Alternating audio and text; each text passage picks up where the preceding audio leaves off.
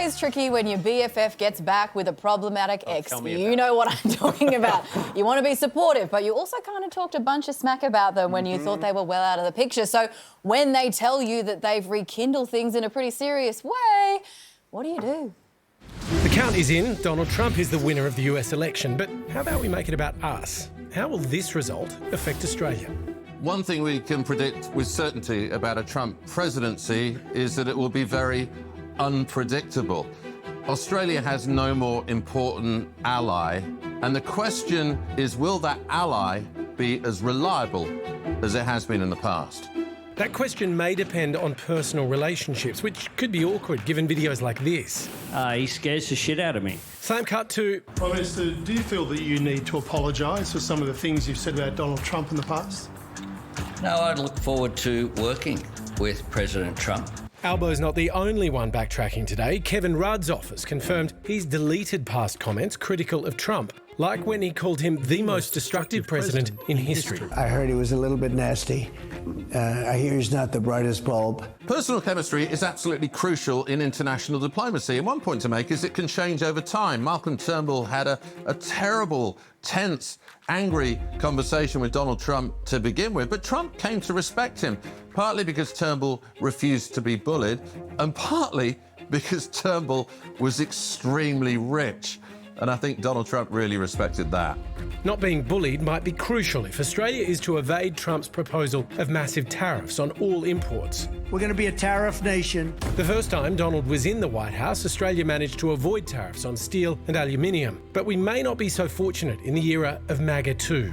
We have been treated so badly, mostly by allies, if you want to know the truth. Analysts today warning Aussies could see a $36 billion hit to the economy, as the Reserve Bank flagged Trump's policies might also drive up inflation.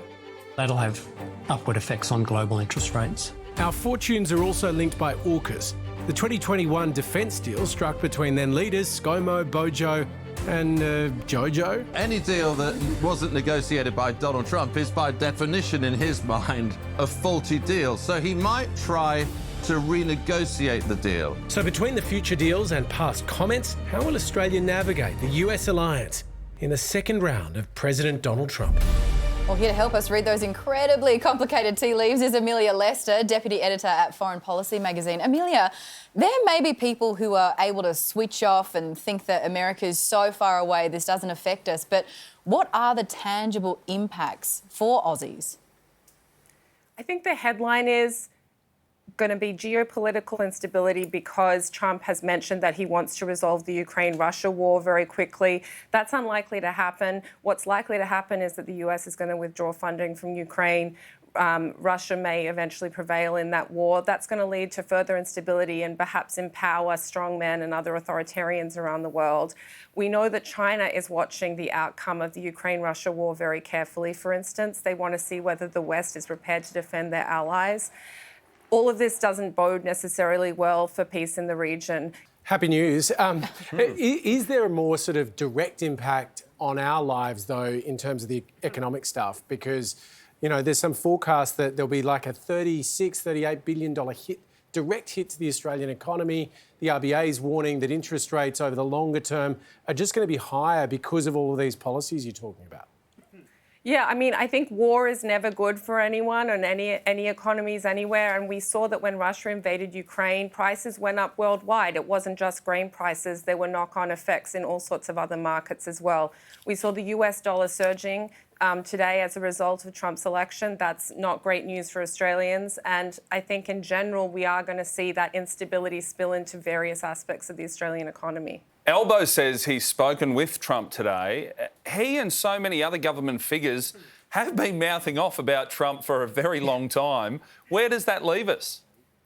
It's tricky, isn't it? Trump is ultimately transactional. He doesn't care about alliances. He doesn't care about history. He doesn't care about multilateral institutions. He cares about how he gets along with other world leaders.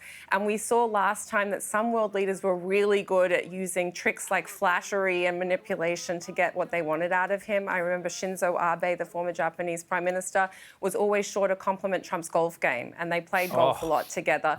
So I'd suggest that Albo may be placing some golf with him. Remember, Greg Norman set up the first phone call between Malcolm Turnbull and Donald Trump back in 2016. The golf is key, I think. Oh, Wow. my God, this is so... It's Music my to your interests are just ears. coming together. Hey, what about AUKUS? Should Australians be worried about staying on track? Because Trump says he doesn't have a problem with it, but that's Trump, right? And he probably won't like that it was negotiated by Joe Biden. Okay, I have good news for anyone who loves AUKUS out there. I love think it. More than AUKUS- you'll ever... I think about Once it again, so much. I golf love it. and AUKUS, your special subjects. all the people who love nuclear-powered submarines, you can rest easy, because my view on this is that Trump probably thinks that AUKUS is a good deal for the US. Australia's paying roughly $300 billion to get those nuclear-powered submarines and other aspects of the deal. And there's some debate, even in Australia, about whether that was worth it for us. So if we're debating whether it's a good deal, Trump probably thinks it's a good deal and will stick with it. Amelia, thank you for your time. Thank you so much.